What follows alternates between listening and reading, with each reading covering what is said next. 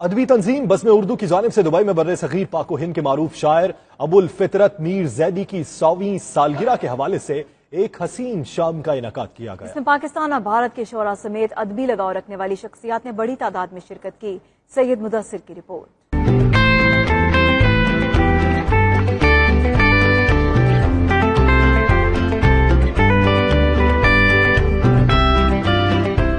برے صغیر پاک و ہند کے معروف شاعر ابو الفطرت میر زیدی کی یاد میں اور ان کے کلام کو خراج تحسین پیش کرنے کے حوالے سے دبئی میں بزم اردو کی جانب سے خصوصی شام کا اہتمام کیا گیا۔ محفل کے آغاز میں شاعرہ سائمہ نقوی نے بزم اردو اور میر زیدی کا مختصر مگر جامع تعارف پیش کیا۔ تقریب میں میر زیدی کے پوتے تابش زیدی اور ان کی نواسی غزل کامران نے خصوصی طور پر شرکت کی، جبکہ تابش زیدی نے اپنے دادا کی خدمات پر روشنی ڈالی۔ پوچھتا ہے جب کوئی کس قوم کے افراد ہیں، کیا بزرگوں کے نسب نامے بھی ان کو یاد ہیں، مفت کیا ہاتھ آ گیا کیوں